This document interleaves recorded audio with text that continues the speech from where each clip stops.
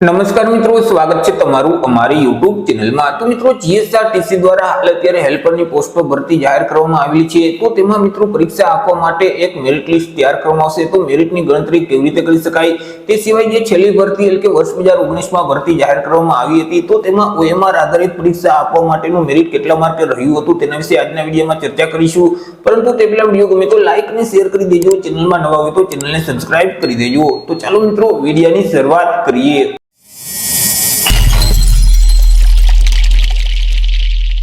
તો મિત્રો આજે ભરતી છે તેમાં ઉમેદવારનું સિલેક્શન છે તે એક સ્પર્ધાત્મક લેખિત પરીક્ષાના આધારે કરવામાં આવશે। આ જે લેખિત પરીક્ષા છે તે ઓબ્જેક્ટિવ પ્રકારની રહેશે, એટલે કે OMR આધારિત આ પરીક્ષા લેવામાં આવશે। પરંતુ એ જે ઉમેદવાર અરજી ફોર્મ ભરે છે તે તમામ ઉમેદવારોને આ પરીક્ષા આપવા દેવામાં નહીં આવે। એ મિત્રો જગ્યાના 15 ગણા ઉમેદવારોને જ આ પરીક્ષા આપવા દેવામાં આવશે। એટલે કે મિત્રો જે જગ્યા છે તે કુલ 1658 છે, તો તેમના 15 ગણા એટલે કે 24870 જેટલા ઉમેદવારો જ આ પરીક્ષા આપી શકશે।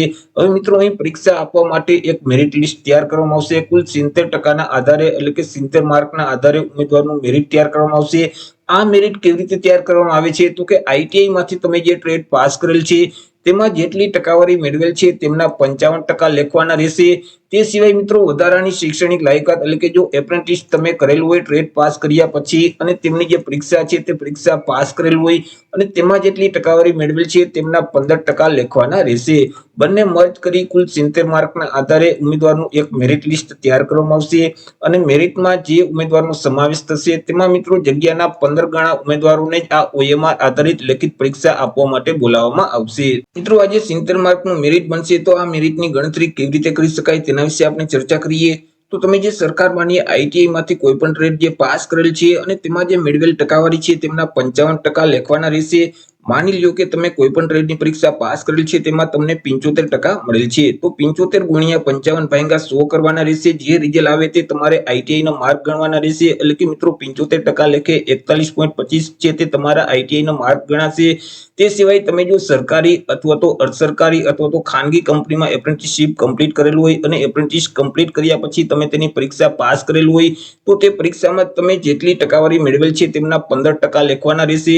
માની લ્યો કે એપ્રેન્ટિસની પરીક્ષામાં તમને 60 માર્ક મળેલ છે, 60% મળેલ છે, તો 60 ગુણ્યા 15 ભાગ્યા 100 કરવાના રહેશે। જે રિઝલ્ટ આવે તે એપ્રેન્ટિસના માર્ક ગણવાના રહેશે। 60% લેખે મિત્રો એપ્રેન્ટિસના માર્ક 9 થશે।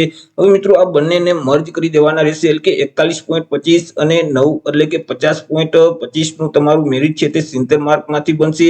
જો તમે એપ્રેન્ટિસશિપ ના કરેલું હોય તો માત્ર તમારું મેરિટ છે તે 70 માંથી 41.25 જ ગણાશે। મિત્રો નિગમ દ્વારા હેલ્પરની વર્ષ 2019માં છેલ્લી ભરતી જાહેર કરવામાં આવી હતી અને તેમાં કુલ 300 જેટલી જગ્યા હતી। હવે આ 300 જગ્યા માટે 15 ગણા ઉમેદવારોને એટલે કે 4501 ઉમેદવારોને OMR પરીક્ષા આપવા માટે બોલાવવામાં આવેલ હતા। મિત્રો વર્ષ 2019ની જે ભરતી હતી તો તેમાં OMR લેખિત પરીક્ષા આપવા માટે મેરિટ કેટલા માર્કે રહેલ હતું, કટ ઓફ કેટલું રહ્યું હતું તેના વિશે ચર્ચા કરીએ। હેલ્પરની પોસ્ટ માટે તો તેમાં જે બિન અનામત એટલે કે મિત્રો જનરલ કેટેગરીનું જે સામાન્ય મેરિટ છે તે 52.698 માર્કે રહ્યું હતું, જ્યારે મહિલા ઉમેદવારનું મેરિટ છે તે 29.002 માર્કે રહ્યું હતું, જ્યારે EWS કેટેગરીનું જે મેરિટ છે તે 41.954 માર્કે રહ્યું હતું। SCBC એટલે કે સામાજિક અને શૈક્ષણિક રીતે પછાત વર્ગના જે ઉમેદવાર છે તેમનું જે મેરિટ છે તે 49.293 માર્કે રહેલ હતું। તે સિવાય SC એટલે કે અનુસૂચિત જાતિના ઉમેદવારનું જે મેરિટ છે તે 50.684 માર્કે રહેલ હતું। તે સિવાય અનુસૂચિત જનજાતિ એટલે કે ST કેટેગરીના જે ઉમેદવાર છે તેમનું જે મેરિટ છે તે 44.685 માર્કે રહેલ હતું।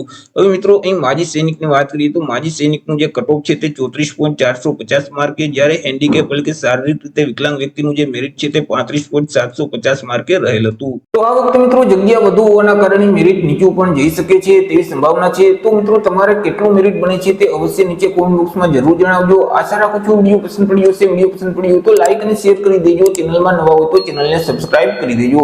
ફરી મળીશું એક નવા ટોપિક સાથે એક નવા વિડીયોમાં। ત્યાં સુધી જય હિન્દ, વંદે માતરમ।